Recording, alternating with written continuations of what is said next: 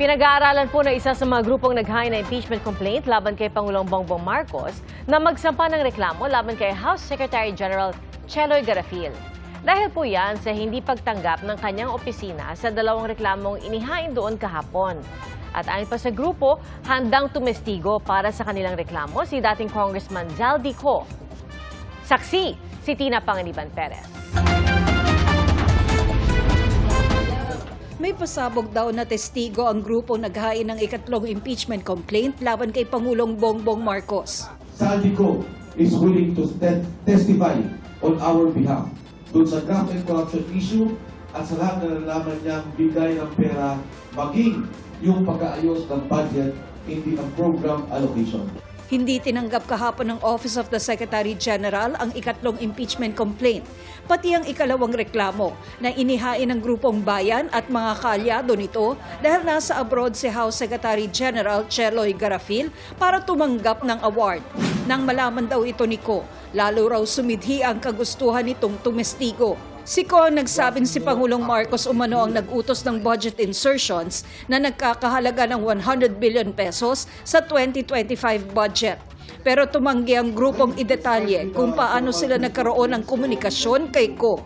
Nung malaman ni Zaldi Co na mag-file ng impeachment complaint at lalo malaman niya na pinlock, he is willing to testify to enhance the impeachment complaint we have filed. Ang sabi niya, nung nasa Senate, gusto na niya sa Blue Ribbon Committee. Hindi siya pinayagan.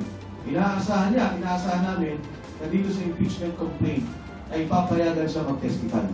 Masusi na rin daw nilang pinag-aaralan ang pagsasampa ng reklamo laban kay Garafil. At nagkakaisa kami, and this is a warning to the Office of the Secretary General, that we will file against a case against the office. May constitutional violation si Secretary General Garafil. Kaya whether we left a copy or did not, we already tendered the submission of our complaint. Now the ball is in the hands of Garafil, and we will file charges against her. Sa ngayon, iisang impeachment complaint pa lang laban sa Pangulo ang opisyal na natanggap ng Office of the Secretary General at na-transmit na sa Office of the Speaker. Ito ang unang reklamong inihain ni Attorney Andre De Jesus. The De Jesus impeachment complaint is a scam. It does not only involve the Secretary General's office, it involves the leadership of the House and the President himself. Sinisikap namin makuna ng pahayag ang House Secretary General at si House Speaker Faustino D. III. Nasabi naman ni De Jesus noon na hindi niya inihain ang reklamo para protektahan ang Pangulo at meron daw siyang mga ebidensya. Sagot naman ni Palace Press Officer Undersecretary Claire Castro, kailangang patunayan ni Defensor ang kanyang alegasyon laban kay De Jesus na umaming minsan ng nag-abogado para sa PDP laban Duterte faction.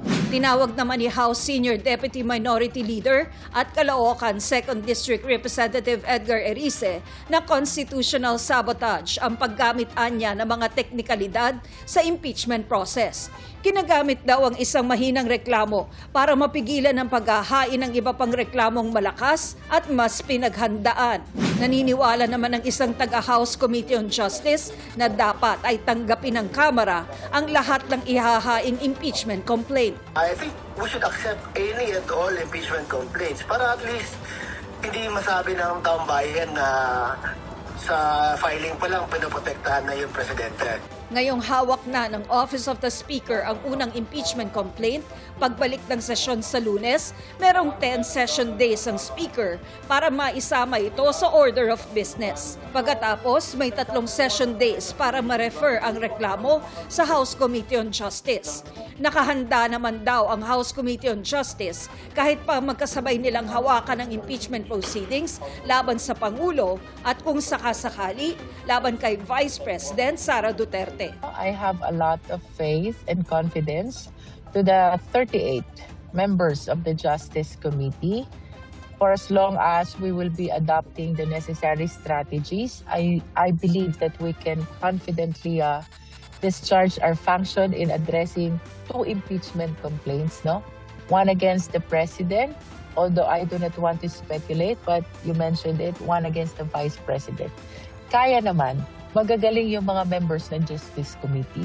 Bilang chairperson naman ng House Committee on Rules, si House Majority Leader at Presidential son Sandro Marcos ang kukumpas ng pag-usad ng reklamo sa Committee on Justice.